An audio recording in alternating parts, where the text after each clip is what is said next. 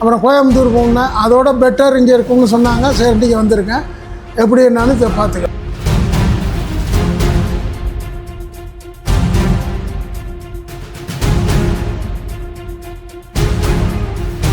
எனக்கு வந்து இன்ஜினை வேலை பார்க்கணுன்னு சொன்னேன். இன்ஜினை வந்து புது இன்ஜின் மாதிரியே கொண்டாந்துட்டாங்க.